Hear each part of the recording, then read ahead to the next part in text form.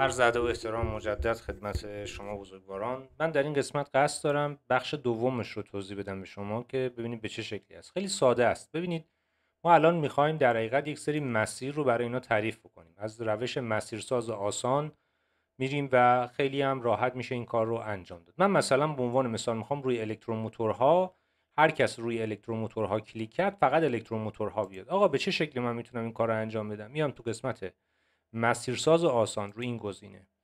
شما میاد رو قسمت مسیرساز آسان و گزینه الکتروموتورها رو فقط انتخاب میکنید. به هیچ چیزش دیگه کاری ندارید. این هم کاری ندارید. جستجو رو میزنید و فقط الکتروموتورها رو به شما نشون میده. یه نکته‌ای که وجود داره، از ایزی به بعد دقت بفرمایید، از ایزی به بعد خدمت بزرگوار شما عرض شد اینو انتخاب میکنید و در این قسمت مسیرش براش تعریف میکنید. به همین سادگی و راحتی این کار انجام میشه. الان من میخوام بیام برای الکتروموتورها این رو تعریف بکنم و ببینیم به چه شکلی. از ایزی به بعد اینجا هست و من به روزرسانی رو براش انجام میدم. به همین سادگی چندین بار انجام بدم قشنگ براتون دستتون میاد به چه شکلی است. الان من اگه روی الکتروموتورها کلیک کنم کل الکتروموتورها رو برای من میاره، به شرط اینکه محصولاتتون رو در گروه خود الکتروموتورها قرار بدید. پس این رو دقت بفهمید. هر محصولی رو بزنید روش، روی بخش محصولات برید و هر کدوم از اینها رو ویرایشش کلیک کنید و هر کدومش رو در قسمت خودش قرار بدید. اینو دقت بفرمایید که هر کدوم تو گروه خودش قرار بگیره. این خیلی مهمه. خب من برمیگردم یک گروه دیگر رو، الان لوازم جانبی رو اجازه بدید با هم تعریفش کنیم. میرم تو قسمت مسیرساز آسان روی این گزینه. البته یه بارم بیشتر نیاز نیست ولی من دارم براتون انجام میدم، ولی بدونید به چه شکلیه. لوازم جانبی رو من روش کلیک میکنم و کلیه بخش لوازم جانبی رو از ایزی به بعد کپی میکنم و داخلش قرار میدم. میام اینجا و در قسمت مدیریت منو، قسمت محصولات، روی لوازم جانبی کلیک میکنم، روی بخش ویرایشش میزنم و پیست میکنم. به بقیهش هم هیچ کاری ندارم. به روزرسانی رو انجام میدیم و همین سادگی و راحتی. پس الان اگر بیام اینجا رو لوازم جانبی کلیک کنم کل لوازم جانبی رو برای من میاره. درسته دیگه؟ مشکلی که وجود نداره. میام اینجا روی پمپ ها میخوام کلیک کنم. میخوام اگر روی پمپ ها کلیک کردم کلیه پمپ ها رو به من نشون بده. میام رو قسمت مسیرساز آسان، میگم آقا پمپ رو هر چی پمپ هستش رو من نشون بده. میام اینجا در این قسمت از ایزی به بعد رو کپی میکنم. من حالا کات میزنم که شما بدونید از ایزی به بعد میام تو قسمت مدیریت منو در بخش محصولات و خدمت بزرگوار شما عرض شود که در قسمت پمپ ها ویرایشش رو میزنم و پیستش رو انجام میدم و به روزرسانی رو به همین سادگی میزنم. پس اگر من الان روی پمپ ها بیام، روی پمپ ها کلیک کنم کلیه پمپ ها رو به من نشون میده به همین سادگی و راحتی که حالا مثلا دو تا شما الان وارد کردید، بقیه‌اش هم به همین شکل. گزینه بعدی میخوام روی منبعی تحت فشار بزنم، کل منبعی تحت فشار بیام. میام تو قسمت مسیرساز آسان، روی منبع تحت فشار کلیک میکنم، جستجو رو میزنم. از ایزی به بعد دقت بفرمایید، از ایزی به بعد چی میشه؟ در حقیقت این رو من براش منبع تحت فشار رو تعریف میکنم. میام تو قسمت منوها و اینو ویرایشش رو میزنم روی این بخش. به راحتی شما میتونید این قسمت رو بروز کنید. برای اینکه خیالتون هم راحت بشه که سیستم داره درست عمل میکنه، میتونیم یه بارم چک کنیم. بیایم روی این قسمت روی منبع تحت فشار کلیک کنم، منبع تحت فشار رو نشون میده. روی پمپ ها کلیک کنم، همه پمپ ها رو نشون میده. روی لوازم جانبی کلیک کنم، لوازم جانبی. روی الکتروموتورها هم کلیک کنم، الکتروموتورها. پس فقط الان مونده ست کنترل. روی ست کنترل هم الان میریم ببینیم به چه شکله. روی مسیرساز آسان میام و اینجا منبع تحت فشار رو انتخاب میکنم و این مسیر رو به من میده. از ایزی به بعد کات میزنم، میام تو قسمت مدیریت منوها، روی بخش مدیریت منوها و در قسمت ست کنترلر این رو من ست میکنم و به روزرسانی رو انجام میدم. به همین سادگی و راحتی این کار انجام میشه. پس الان تمام اینها دارای مسیر شدن. اگر من رو هر کدوم الان ست کنترلر رو من الان کلیک کنم، ست کنترلر رو باید نشون بده، ببین اینجا اشتباه شد. اجازه بدید من یه اشتباهی کردم احتمالاً. من میام از قسمت مسیرساز آسان، اینجا باید ست کنترلر رو میزدم، اشتباه کردم. جستجو رو میزنم، ست کنترلر، و از اول اجازه بدید تعریف کنم. میام تو قسمت مدیریت منو و این مسیر رو باید یه بار دیگه ویرایشش کنم. میام تو این قسمت روی بخش ست کنترلر ویرایشش رو انجام میدیم از اول، چون یک اشتباهی اتفاق افتاد. به روز رسانی رو انجام میدم. یه بار دیگه اجازه بدید چک کنم. میام تو این قسمت روی ست کنترلر کلیک میکنم. باید اینجا نوشته باشه ست کنترلر. اگر رو منبع تحت فشار برم باید اینجا نوشته باشه منبع تحت فشار. اگر رو پمپ ها کلیک کنم میزنه پمپ ها. اگر رو لوازم جانبی کلیک کنم میزنه لوازم جانبی. اگر رو الکتروموتورها کلیک کنم میزنه الکتروموتورها. پس تا اینجاش درسته. میریم سر وقت قسمت داخلیش. میخوام روی الکتروموتورها و آببش رو بهم نشون بده. خیلی راحت و ساده است. میام تو قسمت بازم مسیرساز آسان. این دفعه میخوام حالت ترکیبی انجام میدم. میگم الکتروموتور باشه و آببه باشه. جستجو رو میزنم، یک مسیر به من میده، میگه الکتروموتورها آببش هست. از ایزی به بعد انتخاب میکنم و میام برای آببه براش تعریف میکنم. به همین سادگی و راحتی میام اینجا تو قسمت الکتروموتورها و روی آببه کلیک میکنم. برای آببه این مسیر رو تعریف میکنم. به همین سادگی و راحتی. یه بار بریم چک کنیم ببینیم به چه شکلی شد. میام تو این قسمت آببه، نه اینجا آببه رو من میزنم. اینجا به همین سادگی نشون میده. حالا میخوام کاماکش بیاد. باز دوباره میریم تو قسمت مسیرساز آسان. حالا میخوام حرکت ترکیبی انجام میدم. میگم الکتروموتور هست ولی کاماکه. درسته؟ جستجو رو میزنیم. اینجا بعد بنویسه الکتروموتورها کاماک. از ایزی به بعد مسیر رو من کپی میکنم، کاتو میزنم. میام تو قسمت مدیریت منوها، از بخش محصولات الکتروموتورها و کاماک رو براش تعریف میکنم و به همین سادگی مسیر براش تعریف میشه. خب اینم از این. میایم در این بخش. پس میام روی قسمت کاماک، الکتروموتورها کاماک، و به همین سادگی میایم سراغ لوازم جانبی. حالا الان میخوام لوازم جانبی روش کلیک میکنم، درسته، ولی میخوام درجه و 5 راهی رو بذاریم براش. میخوام حالا برای درجه تعریف کنم. میام تو قسمت مسیرساز آسان، میگم لوازم جانبی هست ولی درجه است. لوازم جانبی درجه. میبینید چه قشنگ به سادگی این مسیرها رو من دارم براتون به سرعت تعریف میکنم. باز دوباره میام تو قسمت مدیریت منو، از ایزی به بعد انتخاب کردم. میام تو قسمت لوازم جانبی و برای درجه این رو تعریف میکنم. دیگه شما نیاز نیست این کارا رو انجام بدید. شما کافیه دیگه محصولاتتون رو ویرایش کنید، هر کدوم تو گروه خودش بذارید. ولی من وظیفه‌م این هستش که بهتون بگم به چه شکلی این کار انجام شد. میام سراغ قسمت بعدی. خب الان اگه من بیام رو قسمت لوازم جانبی درجه، اینجا نوشتن لوازم جانبی درجه، که البته میتونیم هم اینو یه جوری بنویسیم، اینجا بنویسیم در لوازم جانبی درجه. اون مهم نیست، اون تنظیمش کار خاصی نداره. اینجا لوازم جانبی 5 راهی رو میخوام براش تعریف کنم. میام تو قسمت مسیرساز آسان. در بخش مسیرساز آسان میام لوازم جانبی و 5 راهی رو انتخاب میکنم. درست شد؟ اینجا نوشته لوازم جانبی 5 راهی. پس اینو من کپی میکنم، از ایزی به بعدش رو انتخاب میکنم. میام تو قسمت مدیریت منوها در این قسمت و این رو برای مسیرم تعریف میکنم. میشه صفحه اصلی لوازم جانبی و 5 راهی. و اینجا پیستش رو من انجام میدم و به روز رسانیش رو انجام میدم. به همین سادگی و راحتی. اگر من بیام اینجا روی لوازم جانبی درجه رو بزنم، 5 راهی رو بزنم، اینجا مثل لوازم جانبی 5 راهی. درست شد؟ بریم سراغ یه گام بعدی. میخوام بنویسم پمپ ها. روی پمپ ها خانگی اگر کلیک کرد یه نفر، کلیه پمپ های خانگی بیاد و به همین ترتیب میریم جلو. بریم ببینیم به چه شکلیه. یه بار دیگه تکرار میکنم. مسیرساز آسان.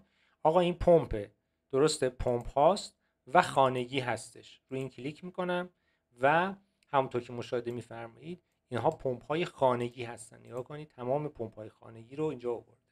از ایزی به بعد میام تو قسمت مدیریت منو، در بخش پمپ ها همونطور که مشاهده میفرمایید روی خانگی کلیک میکنم. این رو ویرایشش رو میزنم و پیست میکنم و به روز رسانی رو انجام میدم. اگر من بیام روی قسمت پمپ ها، همونطور که مشاهده میفرمایید اگر من روی خانگی کلیک کنم مینویسه پمپ ها خانگی. دقیقاً باید همین فرمولش باشه. میام اینجا پمپ ها کفکش. یه بار دیگه میام تو قسمت مسیرساز آسان، در بخش مسیرساز آسان در قسمت پمپ ها و کفکش رو من میزنم. جستجو رو میزنیم که پمپ ها کفکش، اینو من کات میزنم، بیام در قسمت پمپ ها و کفکش رو من اینجا براتون دارم تنظیم میکنم. میام تو قسمت پمپ ها و روی کفکش کلیک میکنم و اینجا پیستش رو انجام میدم و به روز رسانیش اینجا انجام میشه. اگر من بیام تو قسمت پمپ ها و کفکش، همونطور که میبینید و مشاهده میفرمایید تو قسمت منو اینجا پمپ ها روی کفکش اگه من کلیک کنم می‌نویسه پمپ ها کفکش. حالا باز دوباره میخوام یه خود برم جلوتر، میخوام بنویسم پمپ ها لجنکش. خیلی خب، میرم تو قسمت مدیریت، میام تو قسمت مسیرساز آسان، میگم آقا پمپ ها لجنکش، جستجو رو میزنم، از ایزی به بعد انتخاب میکنم. درسته؟ از ایزی به بعد انتخاب میکنم، میرم تو قسمت مدیریت منو و این مسیر رو هم برای این انتخاب میکنم. تو قسمت محصولات میخوام برم، پمپ ها و در بخش لجنکش به همین سادگی و پیستش رو انجام میدم. به همین راحتی و سادگی انجام شد. یه بار دیگه بیایم چک کنیم ببینیم آیا درست هست یا نه. پمپ ها، کفکش و لجنکش. روی لجنکش کلیک کنم به همین سادگی میاره. یه دونه دیگه مونده، پمپ ها و شناورها. میام تو قسمت مسیرساز آسان، روی این قسمت میام اینجا پمپ ها رو انتخاب میکنم و شناور رو هم میزنم به همین سادگی. همونطور که مشاهده میفهمیم میشه پمپ ها و شناور. از ایزی به بعد رو انتخاب میکنم. درست شد، از ایزی به بعد انتخاب میشه، میرم تو قسمت مدیریت منو به همین سادگی و اینجا برای شناورش انتخاب میکنم. درسته؟ روی شناور انتخاب میکنم. حالا میریم سراغ یه گام دیگه. اجازه بدید یه بار دیگه چک کنیم.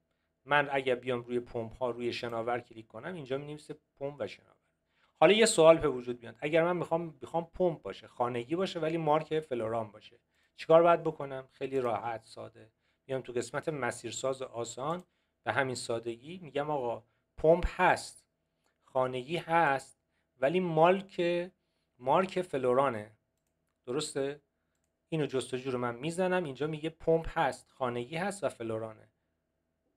به همین سادگی کلش رو انتخاب میکنم و کات رو میزنم و میام تو قسمت مدیریت منو به همین راحتی، میام تو قسمت محصولات، پمپ ها، خانگی هست اما فلورانش رو من میخوام، یعنی فقط فلوراناشو به من نشون بده به همین سادگی. خب اگر من الان بیام اینجا، بیام روی پمپ ها، روی بخش خانگی، رو فلوران اگه من کلیک کنم کلیه فلوران ها رو به من نشون میده، پمپ ها، خانگی، فلوران. حالا الان من یه گام میخوام جلوتر برم، پمپ باشه، خانگی باشه ولی عباراست. یه بار دیگه میام تو قسمت مسیرساز آسان در این بخش به همین سادگی میام چیکار میکنیم؟ میگم آقا پمپ هست، خانگی هم هست ولی عباراست. از همینجا من یه اینم بهتون بگم، اگر سختتون بود میتونید بنویسید عبارا، به همین راحتی براتون انتخاب میکنه. این خیلی بهتره. جستجو بنویسید، عبارا بنویسید، اما اولش رو بنویسید براتون میاره. خیلی سیستم بسیار عالی شده واقعا. زحمت ها کشیده شده روی این سیستم که به این سادگی بتونید شما مدیریت انجام بدید. روی این بخش مدیریت منو تشریف میارید، روی این بخش و در بخش پمپ ها، در بخش خانگی و روی عبارا کلیک میکنید و پیستش رو انجام میدید به همین سادگی. یه بار دیگه من برم جلو، الان میام تو قسمت پمپ ها، عبارا رو من کلیک کنم، میبینید پمپ، خانگی، عبارا. یه دونه دیگه، یه گام دیگه بریم جلو، الکتروژنه. میام تو قسمت مسیرساز آسان در این بخش به همین سادگی میگم آقا پمپه، هر حرف پ رو هم بزنین همه رو فیلتر میکنه، یا پمپ. درسته؟ اگر هم نخواستید میتونید یا پمپ خانگیه و بعد چی بود؟ فراموش کردم، الکتروژن. اگر مثلا چشمی براتون سخت بود میتونید اینجا بنویسید الف و لش رو بنویسید، براتون پیدا میکنه به همین سادگی. اینجا بعد براتون نوشته باشه پمپ خانگی و الکتروژن، از ایزی به بعد انتخاب میکنید و اینجا قرارش میدید و به همین سادگی تو بخش مدیریت منو، بخش محصولات میره تو قسمت پمپ ها و تو قسمت خانگی و تو قسمت الکتروژن ها و اینجا پیستش رو انجام میدید. به همین سادگی و راحتی این قسمت هم انجام شد و همونطور که میبینید اگه من روی این قسمت کلیک کنم این میاد، اگر من روی عبارا کلیک کنم عبارا میاد، اگر بیام روی فلوران کلیک کنم فلوران میاد. درست شد؟ حالا میخوام یه گام برم جلوتر، کفکش باشه ولی پنتاکس باشه. بریم جلو ببینیم چه جوریه. کفکشه ولی پنتاکسه، مارک پنتاکسه. بریم جلو ببینیم چه جوری میشه. میگیم که شما میگید آقا ببینید اینجاست، پمپ کفکشه ولی پنتاکسه. پس میگم آقا پمپ کفکشه و پنتاکسه. به همین سادگی باید اینجوری باشه دیگه. این دقیقاً همین مسیر رو براش از ایزی به بعد. این دقت کنید، از این اسلشه نیست، از ای به بعدشه، از ایزی به بعد. دقت بفهمید، از ایزی به بعد من میرم تو قسمت مدیریت منوها، در قسمت محصولات، در قسمت پمپ ها، در قسمت کفکش و پنتاکسش رو براش میزنم به همین سادگی و پیست میکنیم و به روز رسانی رو من انجام میدم به همین راحتی و سادگی. روی این بخش میایم، روی پمپ ها پنتاکسش رو که ما بزنیم به همین سادگی قابل اجرا هستش. میریم سراغ ایکار. کفکشه ولی مارک ایکاره. بله، میام تو این قسمت مسیرساز آسان، به همین سادگی میام اینجا میگم پمپ هست. چی بود؟ پمپ بود، کفکشه و عباراست. من مثلا عبارا برام سخت پیدا کرد. چی بود؟ نه عذرخواهی میکنم، پمپ ایکار، عذرخواهی میکنم ایکار. حالا اصلا الف و یش رو بزنم برام پیدا میکنه ایکار. جستجو رو میزنم میگه پمپ کفکش ایکاره. درسته؟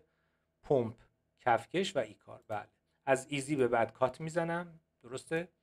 کات میزنیم و میام تو قسمت مدیریت منو، میام تو قسمت محصولات، تو قسمت پمپ ها و در قسمت خانگی نبود، کفکش بود. کفکش ایکار رو باید تعریف کنم.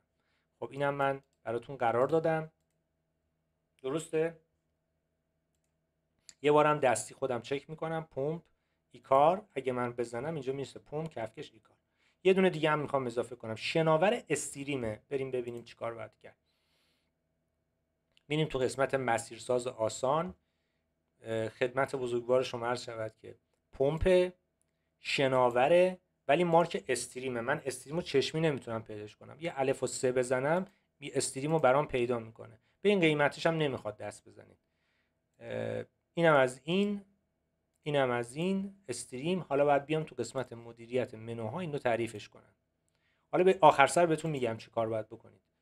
در نهایت خیلی هم کارتون ساده و ساده و ساده میشه. من اینجا پمپ رو زدم شناور ولی مارک استریمش رو شما باید بزنید دیگه به همین سادگی. یه بارم با هم چک کنیم ببینیم قصهش درست شد یا نه. من اینو بزنم ببینید، روی خانهش کلیک میکنم پمپ ها و اینجا هم می‌نویسیم استریم به همین سادگی. درسته؟ میایم بعدی، میایم تو قسمت منبع تحت فشار. اگر میخوام رو وال بزنم، اینجوری دیگه، رو وال بزنم این نباید بیاد اینجا، اینجوری میاد. اینجوری رو وال اگه بخوام بزنم کل والا بیاد، روی دافینو بزنم کل دافینو بیاد. تا اینجا که اوکیه دیگه. درسته؟ خب بریم ببینیم که چطور میتونیم این کار رو انجام بدیم. یه نکته هم بهتون بگم، این خود این اتومات هم لینک رو گرفت. یعنی مثلا الان شما رو پمپ ها بری، اگر رو اینم بزنید همه پمپ ها رو به شما نشون میده، میزنه پمپ ها. حالا الان میخوام بریم برای وال، در حقیقت منبع وال. بریم سراغش ببینیم که چجوری من باید این کار رو انجام بدم. میریم تو قسمت مسیرساز آسان، یعنی این قسمت، و از اینجا نگاه کنیم یه بار دیگه. منبع واله.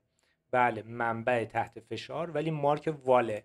من اینجا می‌نویسم وال که اینجا نوشته دیگه، اصلا وال نوشته. من اینجا رو بزنم مارک وال مشخصه، منبع تحت فشار و واله به همین سادگی. الان من اینو اگر انتخابش کنم به همین راحتی، از ایزی به بعد میرم تو قسمت مدیریت منو، تو قسمت محصولات، تو منبع تحت فشار و مارک وال، رو بخش مارک والش انتخاب میکنم و تمام. میریم سر وقتش یه بار دیگه چکش کنیم ببینیم درست کار میکنه یا نه. میام تو قسمت منبع تحت فشار وال، شما الان بزنید نوشته منبع تحت فشار وال. حالا اگر من الان رو دافینو بزنم، آقا چجوری دافینو رو تعریف کنم؟ یه بار دیگه از اول میام تو قسمت مسیرساز آسان، تو بخش مسیرساز آسان میام اینجا روی منبع تحت فشار میزنم و این دفعه مارک دافینو رو انتخاب میکنم. دافینو اینو بزنم کل اونا رو برای من میاره. به همین سادگی و راحتی این کار انجام میشه. و میام تو قسمت مدیریت منوها، در بخش مدیریت منوها محصولات، منبع تحت فشار و دافینو فقط مونده ست کنترل، یه بارم اونم چک کنیم. اگر موردی نمونده دیگه میتونیم بیایم و قشنگ همه کارامون رو به راحتی روش انجام بدیم. روی ست کنترل، بله ست کنترل عبارا، پنتاکس و سهند دادیم. سهند رو اضافه نکردیم، باید سهندم اضافه کنیم. میایم روی بخش مسیرساز آسان، سهندم براتون اضافه میکنم. روی بخش مسیرساز آسان ست کنترلر مارک عبارا. ببینید چقدر منعطف هست این سیستم. بله ست کنترلر مارک عباراست. خب من اینجا الان این رو میارم و میبرمش، از ایزی به بعد انتخاب کردم، میارم تو قسمت مدیریت منو، تو بخش ست کنترلر و تو بخش عبارا این رو قرار میدم و این رو پیست میکنم و به روز رسانی رو انجام میدم. برای اینکه خیالم هم راحت شه که این مسیر درستیه، یه بارم خودم چکش میکنم. میام اینجا روی این قسمت روی عبارا کلیک میکنم و همونطور که میبینید میشه ست کنترلر عبارا. خب میریم سراغ گزینه بعدی، پنتاکس. بله میشه ست کنترلر و پنتاکس. روی مسیرساز آسان میام، یه بار دیگه میگم ست کنترلر و روی پنتاکسش ما میخوایم ست کنترلر مارک پنتاکس، برند پنتاکس. میام من اینجا از ایزی به بعد، از حرف ای به بعد اسلشش رو نمیخوایم، ما انتخاب میکنیم. میام تو قسمت مدیریت منو، بعد از اینکه رفتیم تو قسمت مدیریت منو ست کنترلر و پنتاکس رو میزنم و این مسیری که تعریف کرده بودم رو اینجا قرار میدم. به همین سادگی برمیگردیم عقب، یه بار دیگه اینو چکش میکنیم، همونطور که میبینید مارک پنتاکس رو انتخاب کردم. خیلی فقط یه نکته‌ای که وجود داره، مارک سهند رو من ندارم، الان مارک سهند رو هم براتون اضافه میکنم. این چیزی که دارم میگم در اصل مرور جلسه گذشته است، یعنی جلسه که جداگانه براتون ارسال شد. میرم تو قسمت برندها، سهند رو نداشتم دیگه به قاعده، چون نتونستم اضافهش کنم. میرم تو قسمت سهند و اینا هم الان اضافه میکنم که بدونید به چه شکلی انجام شد. میام تو قسمت سهند، یه مرور کلیه. تو قسمت برندها رفتم و میام اینجا و سهند رو از اینجا انتخاب میکنم و این عکس سهند رو هم اینجا انتخاب میکنم.